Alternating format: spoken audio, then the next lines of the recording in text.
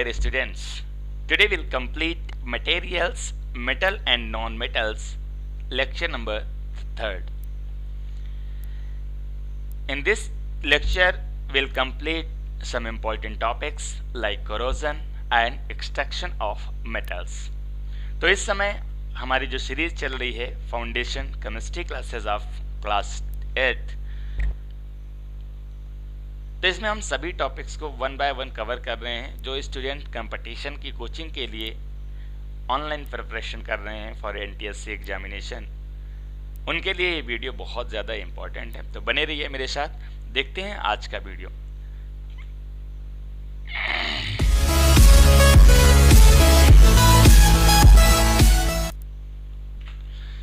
नमस्कार, मैं हूं कल्याण सिंह चंदेल और आप देख रहे हैं सदगुरु ऑनलाइन क्लासेस यूट्यूब चैनल। तो आज के इस वीडियो लेक्चर में हम बात करेंगे, सबसे पहला टॉपिक है हमारा कोरोजन। चलिए, कोरोजन की अगर हम बात करें पर्टिकुलर कोरोजन क्या है, तो मैंने लास्ट लेक्चर जहां पर हमने बात की थी फिजिकल प्रॉपर्टीज ऑफ मेटल्स और नॉन मेटल्स की, तो वहां पर हमने इस टॉपिक को डिस्कस किया था और यहां पर भी इसको ब्रॉडली डिस्कस कर लेते हैं। तो सबसे पहले अगर हम बात करें व्हाट इज कोरोजन, तो कोरोजन क्या होता है? Corrosion is the process. Corrosion क्या है? एक प्रोसेस है।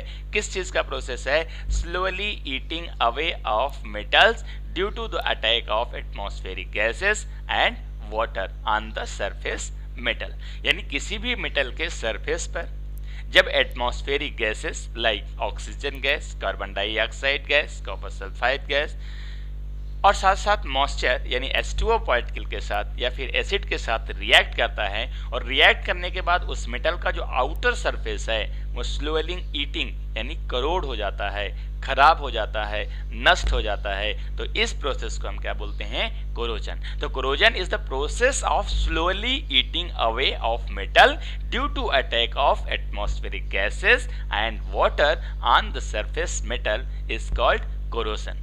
For common example, the corrosion of iron is rusting. यानी लोहे में जो जंग लगता है, that is the example of corrosion.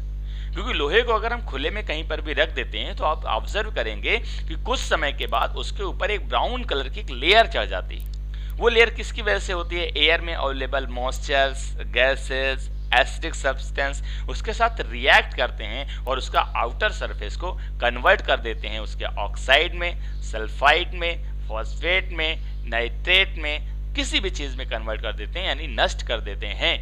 ठीक है, तो यहाँ पर जो हम एग्जांपल ले रहे हैं वो आयरन का ले रहे हैं। तो आयरन में जो जंग लगती है उसको बोलते हैं rusting of iron, that is the example of corrosion. यहाँ पर एक्चुअली होता क्या है कि जैसे यहाँ पर एग्जांपल आप देख रहे हो, तो यहाँ पर ये 2Fe दैट मीन्स आयरन, ठीक है, फेरियम है, किसके साथ रिएक्ट कर रहा है? तो यहाँ पर रिएक्ट कर रहा है O2 यानी ऑक्सीजन गैस के साथ, और साथ में XH2O। X मतलब होता है कि कोई भी नंबर हो सकता है, 2H2O, 3H2O, 4H2O, यानी नंबर ऑफ मॉलिक्यूल्स कितने हैं H2O के, दैट इज। ठीक है, तो यहाँ पर फेरियम किसके साथ रिएक्ट कर रहा है? ऑक्सीजन गैस के साथ रिएक्ट कर रहा है, और साथ में H2O यानी वाटर के साथ रिएक्ट कर रहा है, और साथ में जो आपका कंपाउंड फॉर्म हो रहा है, जो आपका रिजल्ट फॉर्म हो रहा है, वो आपका क्या है? वो है आपका फेरियम ऑक्साइड या आयरन ऑक्साइड, और इस आयरन ऑक्साइड को ही क्या बोलते हैं अपन? रस्ट। ठीक है, तो सिंपली शब्दों में आपको एक बार फिर से समझा देता हूं कि किसी भी मेटल के आउटर सरफेस में एयर मॉइस्चर की रिएक्शन के बाद उसका जो आउटर सरफेस है वो करोड़ हो जाता है, खराब हो जाता है, और इस प्रोसेस को हम क्या बोलते हैं? कोरोजन। क्लियर है? चलिए आइए देखते हैं नेक्स्ट, प्रिवेंशन। ठीक है, अब दूसरा एग्जांपल यहाँ पे ले लेते हैं।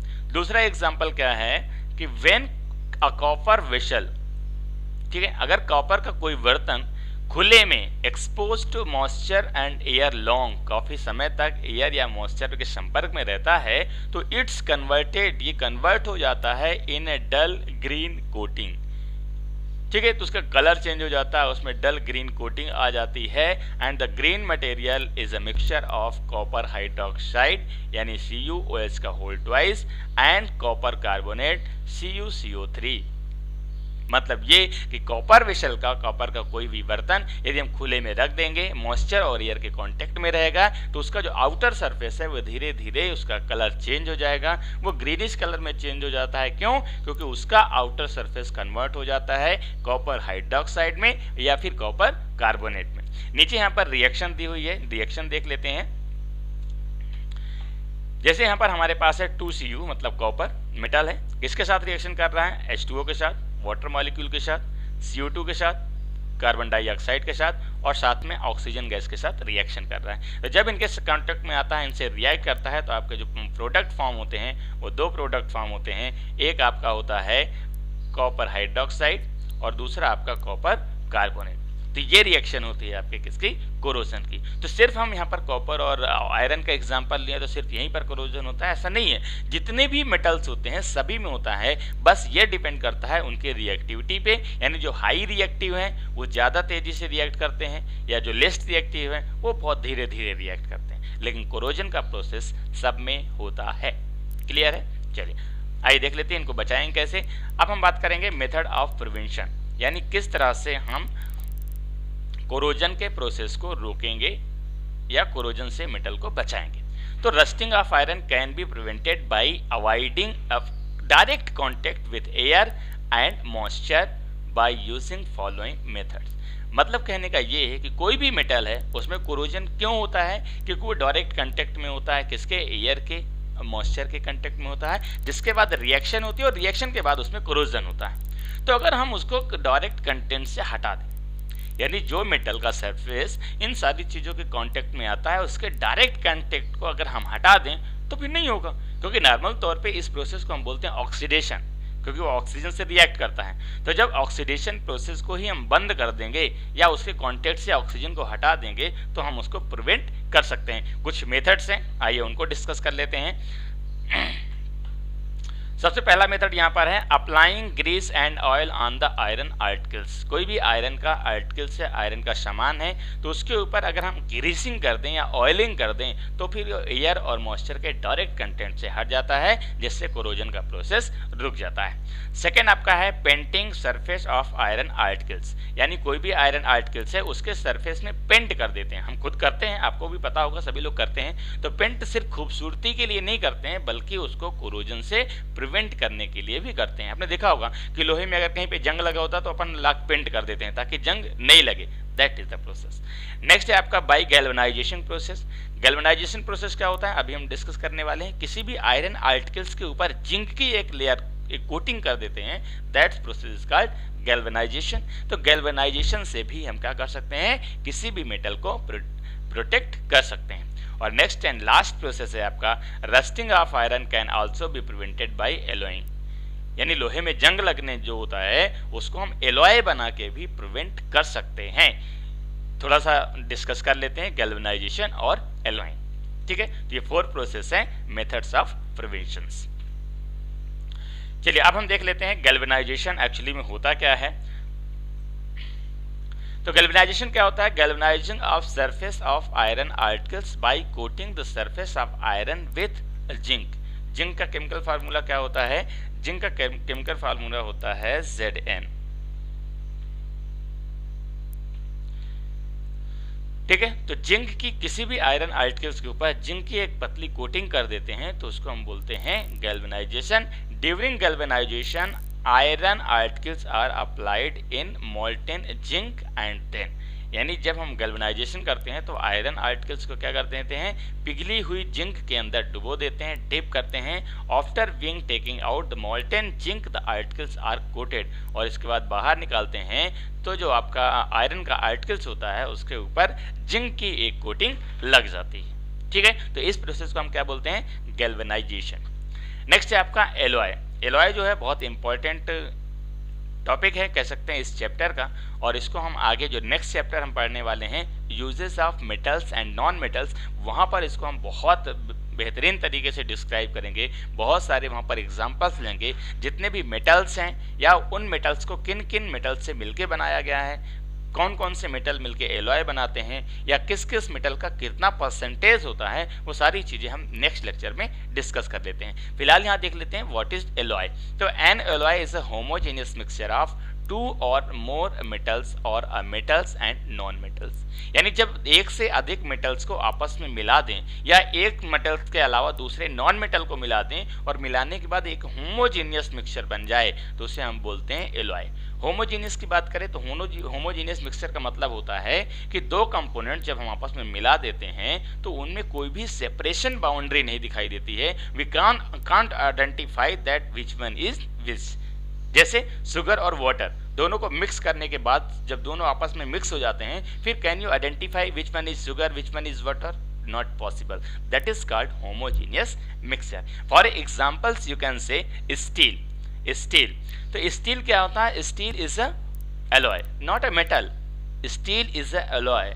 जो बर्तन हम किचन में यूज करते हैं स्टील के, वो मेटल नहीं है बल्कि क्या है? एलॉय है। कौन कौन से मेटल से मिलकर बनाया जाता है? तो इसमें आपका आयरन मिला रहता है, इसमें आपके निकेल मिली रहती है और इसमें क्रोमियम। ये तीन मेटल्स को जब हम आपस में मिलाते हैं और होमोजीनियस मिक्सचर बनता है तो आपका एक एलॉय बनता है और उस एलॉय को क्या बोलते हैं? स्टील। अच्छा, एलॉय बनाते क्यों हैं? तो मैंने पहले बताया कि एक तो कोरोजन प्रोसेस को रोकने के लिए, और दूसरा रीजन क्या है कि जब हम किसी चीज का एलॉय बनाते हैं तो उसकी प्रॉपर्टीज इंक्रीज होती हैं, प्रॉपर्टीज चेंज होती है। जैसे आपको पता है निकेल हो, आयरन हो, इनमें क्या लगता है? जंग लगता है। जंग लगता ही है, लेकिन जैसे ही हम इनको मिला के स्टील बना देते हैं तो स्टील में किसी भी कंडीशन में जंग नहीं लगता है, यानी उसकी प्रॉपर्टीज क्या हो गई? चेंज हो गई। इसी तरह अगर हम बात करें दूसरा एग्जांपल है हमारे पास ब्रास। ब्रास भी आपने देखा होगा, तो ब्रास भी आपका मेटल नहीं है बल्कि क्या है? एलॉय है। और ब्रास दो चीजों से मिलकर बनता है, एक आपका कॉपर और दूसरा आपका जिंक। तीसरा है आपका जो मेटल है वो है आपका ब्रोंज, और ब्रोंज दो चीजों से मिलकर बनता है, एक आपका बनता है कॉपर से और दूसरा टिन से। इसी तरह तीसरा आपका जो एलॉय है दैट इज सोल्डर। सोल्डर जो इलेक्ट्रॉनिक्स वाले सोल्डरिंग का काम करते हैं, वायर जोड़ने का काम करते हैं, उसे कहते हैं सोल्डर। वो दो चीज़ों से मिलकर बनता है, एक आपका लेड का और दूसरा टिन का। तो इस तरह से आपके एलॉय बनाते हैं। बाकी डिटेल में जानकारी हम लेंगे नेक्स्ट चैप्टर में, uses of metals and non metals में। उसकी लिंक भी डिस्क्रिप्शन पे है, आप डायरेक्ट जाके वहां से देख सकते हैं, या फिर यहाँ आई बटन में भी ऊपर शो कर रहा होगा, वहां पर क्लिक करके भी उस लेक्चर पर जा सकते हैं। चलिए देखते हैं आगे। अब हम बात करते हैं अपने मेन टॉपिक पर, एक्सट्रैक्शन ऑफ मेटल्स, या इश्यू को हम बोल सकते हैं occurrence of metals. Extraction of metal का मतलब ये होता है कि जितने भी मेटल्स होते हैं वो सभी मेटल कहाँ से मिलते हैं? अर्थ क्रस्ट से मिलते हैं, पृथ्वी से मिलते हैं। अब वो किस माध्यम से मिलते हैं? तो आपको पता है कि वो फ्री स्टेट में नहीं मिलते हैं। कुछ ही मेटल्स हैं जो फ्री स्टेट में मिलते हैं, बाकी मेटल कंबाइन स्टेट में मिलते हैं। कंबाइन स्टेट का मतलब ये होता है कि वो किसी दूसरे एलिमेंट के साथ रिएक्ट करके कंपाउंड बना देते हैं। अब उस कंपाउंड को हम बोलते हैं ओर। ओर से मेटल को बाहर निकालना, प्योर करना, शुद्ध करना और यूजफुल बनाना क्या प्रोसेस कहलाता है? Extraction of metal. अब यहाँ पर हम बात करें metals occur in the nature both free and combined state. यहाँ पर फ्री स्टेट और कंबाइंड स्टेट में मेटल्स पाए जाते हैं। जितने भी मेटल्स होते हैं चाहे वो अर्थ क्रस्ट में पाए जाते हो या फिर किसी दूसरे माध्यम से मिलते हो, ठीक है। तो यहाँ पर सबसे इंपॉर्टेंट बात अब हम डिस्कस करते हैं वन बाय वन। तो फर्स्ट हम बात करते हैं कि फ्री स्टेट वाले मेटल्स कौन कौन से हैं, कौन कौन से मेटल हैं जो फ्री स्टेट में। फ्री स्टेट का मतलब होता है ओरिजिनल फॉर्म में, जिनको एक्सट्रैक्शन करने की जरूरत नहीं होती है। तो the major surface of metals earth crust में ज्यादातर मेटल्स पाए जाते हैं। Some of the metals found in free state, कुछ फ्री स्टेट पाए जाते हैं जैसे platinum, gold, silver and copper. ये चार मेटल्स ऐसे हैं जो कि फ्री स्टेट में पाए जाते हैं, यानी प्योर फॉर्म में लगभग पाए जाते हैं। जरूरी नहीं है कि कॉपर जो है हमेशा प्योर फॉर्म में पाया जाता है, लेकिन लेस रिएक्टिव होने की वजह से हम कह सकते हैं कि ये भी प्योर फॉर्म में मिल सकता है, बट इम्प्योर फॉर्म में भी मिलता है। लेकिन गोल्ड और सिल्वर, प्लेटिनम ये बहुत कम रिएक्टिव होते हैं, जिसकी वजह से always found in free state. अच्छा, फ्री स्टेट में पाए क्यों जाते हैं कि these elements can occur in free state because these are less reactive, क्योंकि ये लेस रिएक्टिव होते हैं, इनकी रिएक्टिविटी बहुत कम होती है, ये दूसरे एलिमेंट के साथ रिएक्ट बहुत कम करते हैं और इस वजह से ये क्या पाए जाते हैं? फ्री स्टेट में पाए जाते हैं। चलिए देख लेते हैं। अब हम बात करते हैं कंबाइंड स्टेट में कौन कौन सी चीजें पाई जाती हैं। तो नॉर्मल तौर पे अगर हम बात करें कंबाइंड स्टेट की बात करें तो most of the metals occur in combined state, यानी ज्यादातर मेटल्स क्या होते हैं? कंबाइंड स्टेट में पाए जाते हैं। क्योंकि मैंने जो फ्री स्टेट की बात की तो वहां से ओनली 3 और 4 metals available, but remaining metals are combined state.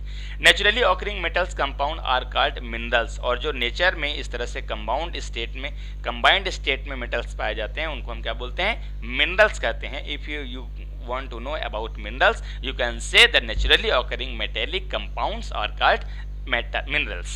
Next है, in this combined state metals occur in form of their compounds, और combined state का मतलब है कि वो दूसरे एलिमेंट के साथ रिएक्ट करके कंपाउंड फॉर्म करते हैं. कौन कौन से कंपाउंड्स यहाँ पर होते हैं, तो सच एज ऑक्साइड, ऑक्सीजन से रिएक्ट करेगा तो ऑक्साइड बनाएगा, सल्फर से रिएक्ट करेगा तो सल्फाइड बनाएगा, सल्फेट से रिएक्ट करेगा तो सल्फेट बनाएगा, कार्बोनेट से रिएक्ट करेगा तो कार्बोनेट बनाएगा, नाइट्रेट से रिएक्ट करेगा नाइट्रोजन से रिएक्ट करेगा तो नाइट्रेट बनाएगा, क्लोरीन से रिएक्ट करेगा तो क्लोराइड बनाएगा. तो अलग अलग एलिमेंट से रिएक्ट करने के बाद अलग अलग प्रकार के कंपाउंड्स फॉर्म होते हैं, और इन्हीं कंपाउंड्स को हम क्या बोलते हैं, मिनरल्स. ठीक है, चलिए आइए देख लेते हैं. Those minerals from which an element can be extracted economically is called ore. अगर आपसे पूछा जाए ore, what is ore, you can say those minerals from which an element can be extracted economically is called ore. यानी किसी भी mineral से जब हम किसी भी एलिमेंट को एक्सट्रैक्ट करते हैं, बाहर निकालते हैं, किस लिए, इकोनॉमिकली, मतलब अपने यूज के लिए, अपने फायदे के लिए, तो उसे हम क्या बोलते हैं, ओर. अगर एग्जाम्पल्स की बात करें ओर कौन कौन से होते हैं, तो examples of some ores are important metals are, जैसे हमारे पास एक और होता है क्या, बॉक्साइट. ये बॉक्साइट का फार्मूला है Al2O3.2H2O. ये किसका बॉक्साइट है, तो ये एल्युमिनियम का बॉक्साइट है. दूसरा है आपका, अगर हम बात करें तो मैग्नेटाइट. मैग्नेटाइट भी एक और है जिसका फार्मूला होता है Fe3O4, और ये किसका और है, आयरन का और है. तीसरा आपका जिंक ब्लेंड. जिंक ब्लेंड भी आपका और है Zns, और ये किसका है, तो ये जिंक का और है ना. इसी तरह क्यूप्राइट. क्यूप्राइट किसका और है, कॉपर का और है. तो अलग अलग मेटल्स के और भी अलग अलग होते हैं, और इससे रिलेटेड क्वेश्चन आपसे पूछा ही जाता है. अगर हम कंपटीशन एग्जाम की बात करें तो आपसे किसी भी तरह से पूछा जा सकता है कि एल्युमिनियम का कोई और बताओ, या ये और किस मेटल का है. ऐसे क्वेश्चंस भी आपसे पूछे जाते हैं. ठीक है, चलिए अब हम बात करते हैं मेटलर्जी. तो मेटलर्जी मतलब होता है कि किसी भी मिनरल से, किसी भी ओर से मेटल को प्योर फॉर्म में लाना, पूरा प्रोसेस, जितना भी प्रोसेस होता है उस पूरे प्रोसेस को क्या बोलते हैं, मेटलर्जी बोलते हैं. As you see that most of metal naturally occurs in combined state. जैसे आपको पता है कि ज्यादातर मेटल्स किस स्टेट में पाए जाते हैं, कंबाइंड स्टेट में पाए जाते हैं. Thus they need to be separated for rest of impurities of various application. और जब हम उसको सेपरेट करते हैं, उसमें जितने भी इम्प्यूरिटीज होती हैं यानी अशुद्धता होती है, फॉर वेरियस एप्लीकेशन, विभिन्न प्रकार से, and the complete process of extraction of metal from their ores and then refining them और यूज इज कॉल्ड मेटलर्जी. यानी पूरा प्रोसेस, चाहे उसको शुद्ध करने का हो, चाहे इम्प्यूरिटीज हटाने का हो, चाहे एक्सट्रैक्शन करने का हो, रिफाइनिंग करने का हो, या फिर उसे यूज करने का हो, इस सारा प्रोसेस क्या कहलाता है, मेटलर्जी. अब हम देख लेते हैं मेटलर्जी के प्रोसेस कौन कौन से होते हैं. तो the metallurgy of a metal involves 3 main operations. First is concentration और dressing of ore, second is reduction, and third is purification और रिफाइनिंग. तो चलिए इन सारी प्रोसेस को हम डिटेल में पढ़ लेते हैं. तो सबसे पहला प्रोसेस है हमारा कंसंट्रेशन. अब कंसंट्रेशन प्रोसेस की अगर हम बात करें, चलिए कंसंट्रेशन की बात करें, तो द रिमूवल ऑफ इम्प्यूरिटीज, यानी जितने भी अशुद्धता वाली चीजें होती हैं, इम्प्यूरिटीज होती हैं, उनको रिमूव करना, like soil, sand, stone and useless silicates, जिसको हम बोलते हैं गैंग.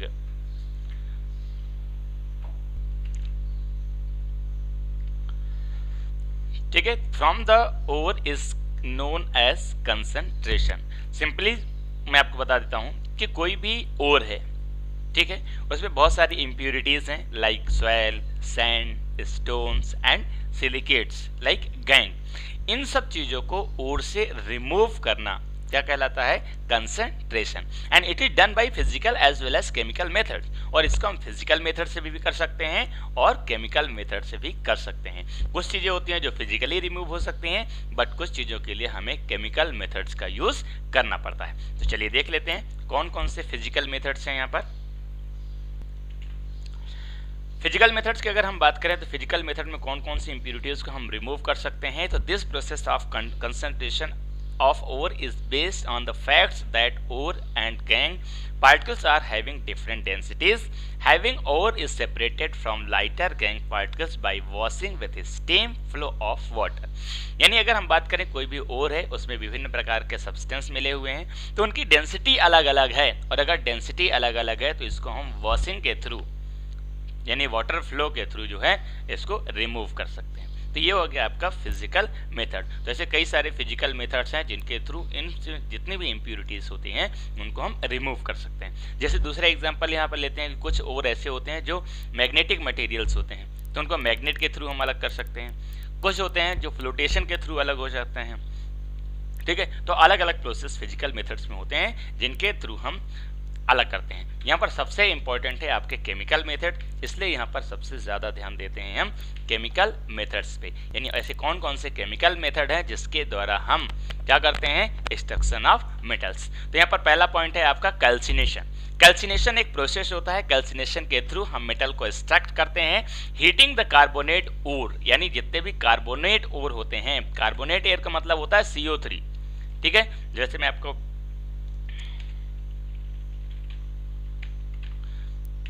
तो जितने भी आपके कार्बोनेट ओर होते हैं CO3, उनको हम क्या करते हैं, उनको हम हीट करते हैं। किसके एब्सेंस में, एब्सेंस ऑफ एयर, एयर की एब्सेंस में जब हम हीट करते हैं तो इस प्रोसेस को हम बोलते हैं कैल्सिनेशन। ध्यान से सुनना, कार्बोनेट ओर होना चाहिए, ऑक्सीजन की एब्सेंस होना चाहिए, और जब हम इसे हीट करते हैं तो इस प्रोसेस को हम बोलते हैं कैल्सिनेशन। यानी heating of carbonates ore to a high temperature in the absence of air is known as calcination. Examples की बात करें, जैसे हमारे पास यहाँ पर एग्जाम्पल है ZnCO3। ZnCO3 क्या होता है, जिंक कार्बोनेट। तो कार्बोनेट ओर है, अब कार्बोनेट ओर से हमें जिंक को एक्सट्रैक्ट करना है, अलग करना है, तो इसको हम हीट करेंगे। यहाँ पर किसी भी तरह की कोई गैस, कोई ऑक्सीजन अवेलेबल नहीं होगी, तो यहाँ पर जो आपका CO3 है, कार्बोनेट है, वहाँ से CO2 गैस क्या हो जाएगी, रिमूव हो जाएगी गर्म करने पर, और आपके पास बचेगा ZnO, जिंक ऑक्साइड। अब इसके दूसरे प्रोसेस में इसकी ऑक्सीजन को रिमूव कर देंगे तो आपका प्योर जिंक जो है आपका मिल जाता है। तो इस प्रोसेस को क्या बोलते हैं, कैल्सिनेशन, जहां पर कार्बोनेट ओर को ऑक्सीजन की एब्सेंस में हीट किया जाता है, जिसके थ्रू आपकी CO2 गैस रिलीज होती है। नेक्स्ट आपका रोस्टिंग। रोस्टिंग और कैल्सिनेशन दोनों एक दूसरे के जस्ट अपोजिट है। कैल्सिनेशन में एब्सेंस ऑफ ऑक्सीजन होती है और रोस्टिंग में प्रेजेंस ऑफ ऑक्सीजन होती है। तो चलिए देखते हैं, this process is usually used in case of sulphide ores. यानी जो आपका कैल्सिनेशन था वहां पर कार्बोनेट ओर था और यहाँ पर सल्फाइड ओर है। The ore is heated in the presence of air, ठीक है। ये देखो, ध्यान से देखो, यहाँ पर दूसरा डिफरेंस ये है कि वो एब्सेंस ऑफ एयर में था और ये प्रेजेंस ऑफ एयर था। At the temperature below it's melting point, उसको हाई टेम्परेचर पर गर्म करना पड़ा था, और इसको हम किस टेम्परेचर पर गर्म करेंगे, temperature below it's melting point, यानी उसके मेल्टिंग पॉइंट से कम टेम्परेचर देना है। क्योंकि अगर गलती से मेल्टिंग पॉइंट तक पहुंच जाता है तो मेल्टिंग पॉइंट पे वो मेल्ट होना शुरू हो जाता है, तो उस समय आपका मेटल एक्सट्रैक्ट नहीं होगा।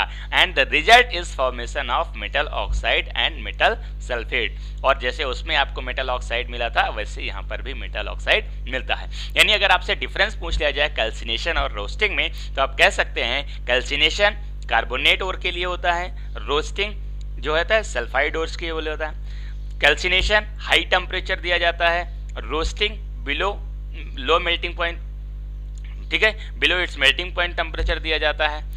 कैल्सिनेशन एब्सेंस ऑफ एयर में होता है, रोस्टिंग प्रेजेंस ऑफ एयर में होता है, और दोनों में लास्ट में प्रोडक्ट एक ही फॉर्म होता है, मेटल ऑक्साइड, ठीक है। यहाँ पर एग्जांपल्स देते हैं। रिएक्शन अपने पास है 2ZnS, मतलब जिंक सल्फाइड। सल्फाइड ओर है, किसके प्रेजेंस में, ऑक्सीजन यानी एयर की प्रेजेंस में क्या किया जा रहा है, हीट किया जा रहा है। जब हीट करते हैं तो क्या बनता है, जिंक ऑक्साइड बनता है, और सल्फर डाइऑक्साइड रिमूव हो जाती है या रिलीज होती है। कैल्सिनेशन में कार्बन डाइऑक्साइड गैस रिलीज हो रही थी और रोस्टिंग में सल्फर डाइऑक्साइड रिलीज होती। तो ये दोनों में बेसिक डिफरेंस है और दोनों में आपका कंपाउंड क्या बना, ZnO यानी जिंक ऑक्साइड। चलिए अब देख लेते हैं नेक्स्ट प्रोसेस। नेक्स्ट है आपका लीचिंग। लीचिंग भी आपका एक प्रोसेस है, एक केमिकल मेथड है जिसके थ्रू मेटल को एक्सट्रैक्ट करते हैं। चलिए देख लेते हैं कौन सा है।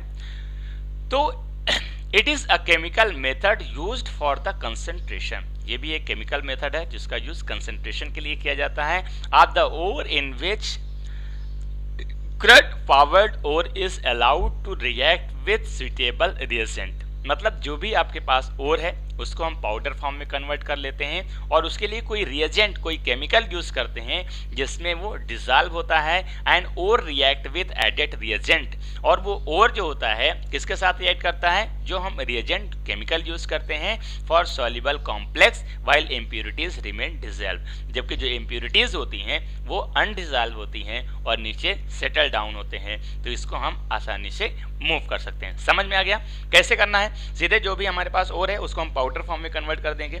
पाउडर फॉर्म में कन्वर्ट करने के बाद उसको हम क्या करेंगे कि कोई भी केमिकल मतलब उसके लिए जो सुटेबल केमिकल होगा उसके साथ उसको रिएक्ट कराएंगे। तो जो आपका मेन मेटल है उसके साथ रिएक्ट कर जाएगा, डिसॉल्व हो जाएगा उसके साथ, बाकी जो इम्प्यूरिटीज होंगी वो अनडिसॉल्व होकर नीचे सेटल डाउन हो जाएंगी। तो इससे हम उसको अलग कर सकते हैं। चलिए अब यहाँ पर एक बहुत ही इंपॉर्टेंट बात बोलने वाले हैं। Insoluble impurities are separated by filtration. Leaching में ही है कि जो आपके अनडिसॉल्व चीजें हैं उनको हम सेपरेट कर लेंगे फिल्ट्रेशन मेथड से। And this process is used to concentration of aluminium, silver, Au ores. और इसका यूज कहाँ करते हैं, that is most important, aluminium, Ag and Au यानी जो कि लेस रिएक्टिव एलिमेंट्स होते हैं उनको प्योर करने के लिए हम इस मेथड का यूज करते हैं। अब हम बात कर लेते हैं रिडक्शन। सेकेंड प्रोसेस है, जैसे आपने देखा कि हमारे पास जिंक ऑक्साइड बन गया। अब जिंक ऑक्साइड से जिंक को आपको निकालना है तो इसके लिए हम नेक्स्ट प्रोसेस को यूज करते हैं जिसे हम बोलते हैं रिडक्शन। रिडक्शन मतलब होता ही है रिमूविंग ऑफ ऑक्सीजन। ऑक्सीडेशन मतलब होता है एडिंग ऑफ ऑक्सीजन और रिडक्शन मतलब होता है रिमूविंग ऑफ ऑक्सीजन। अब जैसे मान लेते हैं यहाँ पर हमारे पास है FeO यानी फेरस ऑक्साइड या फिर ZnO जिंक ऑक्साइड हो।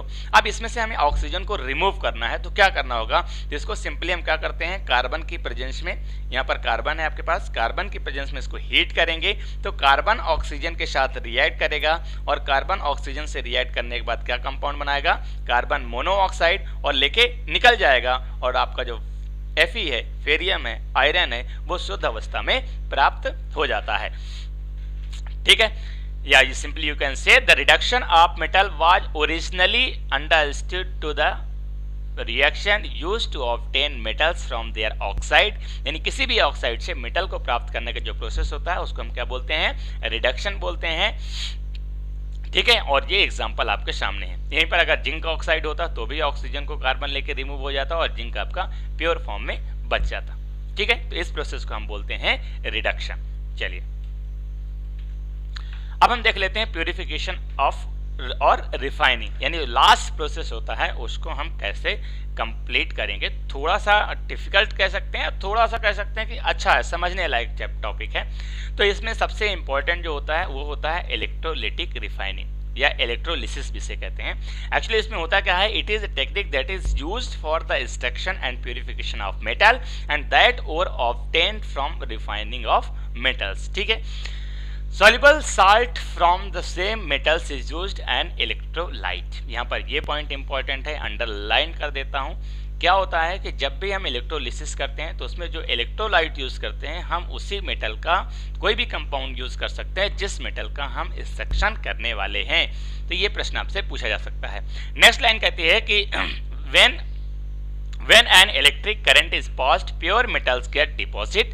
जब हम उसमें इलेक्ट्रिक करंट पास करते हैं तो प्योर मेटल किस में डिपॉजिट हो जाता है, कैथोड की तरफ, और इम्प्योर मेटल्स कहाँ चला जाता है, या जो अनडिसॉल्व होता है वो नीचे बैठ जाता है, नीचे सेटल डाउन हो जाता है। चलिए मैं इसको डिटेल में बता देता हूँ। चलिए यहाँ पर आपके सामने एक चित्र दिखाई दे रहा हो, ध्यान से देखिए और समझने की कोशिश कीजिए। हम क्या कर रहे हैं, मेटल का एक्सट्रैक्शन कर रहे हैं, किस मेथड से, इलेक्ट्रोलिसिस के मेथड से। तो यहाँ पर आपको क्या करना है, आपको एक पॉट लेना है, एक बर्तन लेना है, ये आपको दिखाई दे रहा है, और इसमें कोई भी इलेक्ट्रोलाइट लेना है। और इलेक्ट्रोलाइट हमने यहाँ पर क्या लिया है, copper sulphate solution. Copper sulphate solution क्यों लिया है? क्योंकि हम जिस मेटल का एक्सट्रैक्शन करने वाला है वो क्या है? कॉपर है। तो जिस मेटल का एक्सट्रैक्शन करेंगे उसी मेटल का हम कोई भी इलेक्ट्रोलाइट, कोई भी कंपाउंड सोल्यूशन के रूप में ले सकते हैं। ठीक है, अब यहाँ पर हमें दो आपको क्या लेने हैं, एक कैथोड लेना है, कैथोड, और दूसरा क्या लेना है आपको? एनोड। ध्यान ये रखना है, यहाँ पर सावधानी ये रखनी है कि कैथोड की तरफ हमेशा हमें प्योर मेटल को रखना है। यहाँ पर एक प्योर मेटल की रॉड लेंगे, एक इम्प्योर मेटल की। इम्प्योर मेटल मतलब जिसको हमें शुद्ध करना है, और प्योर मेटल जो पहले से शुद्ध है। तो प्योर मेटल किधर लेंगे? कैथोड की साइड में, यानी निगेटिव चार्ज की तरफ से, और पॉजिटिव चार्ज की तरफ क्या लेंगे? एनोड, यानी इम्प्योर मेटल्स। इसके बाद हम सीधे क्या करेंगे, इसमें इलेक्ट्रिसिटी प्रोवाइड करेंगे। पॉजिटिव और नेगेटिव टर्मिनल्स को बैटरी से, इलेक्ट्रिसिटी से कनेक्ट करेंगे। जैसे ही कनेक्ट करेंगे तो होता क्या है कि ये जो आपका इम्प्योर मेटल्स वाला पोर्शंस है, इसमें क्या क्या होते हैं? इम्प्यूरिटीज होती हैं और कॉपर होता है। तो कॉपर क्या होता है, वो यहाँ से निकलता है और इस सोल्यूशन में कॉपर सल्फेट के साथ मिक्स होता है। तो कॉपर हमेशा 2 इलेक्ट्रॉन रिमूव करता है, और इलेक्ट्रॉन रिमूव करने के बाद कॉपर में क्या आ जाता है? पॉजिटिव चार्ज आ जाता है। जैसे ही कॉपर में पॉजिटिव चार्ज आता है तो कॉपर क्या चाहता है? हमेशा आपको पता है कि निगेटिव और पॉजिटिव एक दूसरे को अट्रैक्ट करते हैं। तो जिसमें पॉजिटिव होता है वो किधर जाता है? निगेटिव की तरफ जाता है। तो चूंकि कॉपर जो है किस में कन्वर्ट हो गया? कॉपर पॉजिटिव आयन में, और इधर वाला जो इलेक्ट्रोड है ये क्या है? निगेटिव है, कैथोड है, इसलिए कॉपर यहाँ से निकल के इस वाले रॉड में चिपकता जाता है। ठीक है, इस तरह से धीरे धीरे यहाँ का ये पोर्शन कट होता जाता है, और ये पोर्शन किधर आके जुड़ता जाता है? इधर जुड़ता जाता है। ठीक है, अब इसने जो 2 इलेक्ट्रॉन रिमूव किए थे, तो आपको पता है इलेक्ट्रॉन निगेटिव चार्ज होता है, तो वो किधर जाएगा? पॉजिटिव चार्ज की जाएगा। तो इलेक्ट्रॉन इस माध्यम से इधर से आता है और यहाँ पर पॉजिटिव टर्मिनल की तरफ आता है। ठीक है, दूसरी चीज, इसके बाद जितनी भी यहाँ पर इम्प्यूरिटीज होती हैं, जितनी भी इम्प्यूरिटीज होती हैं वो धीरे धीरे आके एक जगह इकट्ठी हो जाती हैं, और इसे हम बोलते हैं एनोड मड। समझ में आया? तो ये बहुत सिंपल मेथड होता है इलेक्ट्रोलिसिस का, जिसके थ्रू हम ये सारी चीजें प्योरिफिकेशन कर सकते हैं। उम्मीद है कि आपको सारी चीजें समझ में आ गई होंगी, आपको कोरोजन समझ में आ गया होगा, प्रिवेंशन मेथड समझ में आ गया होगा, या फिर एक्सट्रैक्शन ऑफ मेटल में तीनों प्रोसेस आपको क्लियरली समझ में आ गए होंगे। अगर नहीं समझ में आया तो आप कमेंट कीजिए, वीडियो यदि पसंद आता है तो लाइक कीजिए, अपने सभी फ्रेंड्स में शेयर कीजिए। ठीक है, और अगर आप चैनल में नए हैं, अभी तक चैनल सब्सक्राइब नहीं किया, तो please subscribe our channel and press the bell icon for daily notification, क्योंकि इस तरह के वीडियो डेली मैं आपको अपलोड करता रहता हूं। तो thanks for watching this video. Please like, share and subscribe our channel and press the bell icon for daily notification. Thank you so much, bye bye, take care, जय हिंद।